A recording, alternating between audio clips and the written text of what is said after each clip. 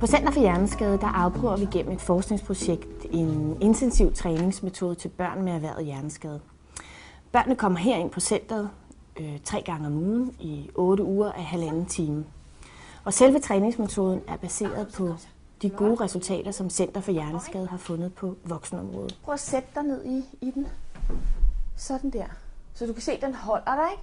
Hvis du falder. Træningen består af en kombination af vægtaflastet gang eller løb på løbebånd og hård progressiv styrketræning.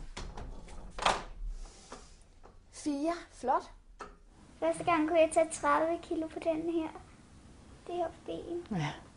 Og så endte du med at kunne tage 101, ikke? Mm. Når man gik bagved, så kunne man se ligesom en lidt skæv gang. Den blev ligesom rettet op. Så kunne hun gå hurtigere og mere sikkert. Og hun fik også en bedre kombi.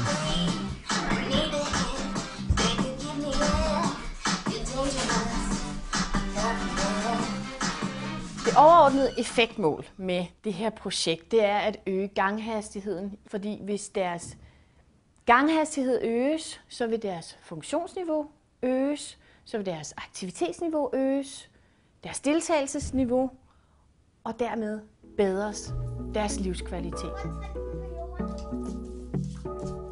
Det har været meget individuelt, hvordan jeg har trænet det enkelte barn, for de tænder på forskellige ting.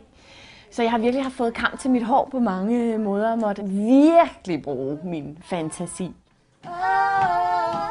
Jeg elsker at træne.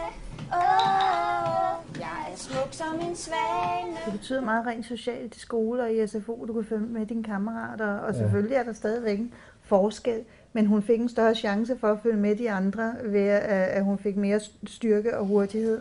På Center for Hjerneskade der vil vi fremover tilbyde den her intensive træningsmetode i vores rehabiliteringstilbud til børn. Tak for kampen.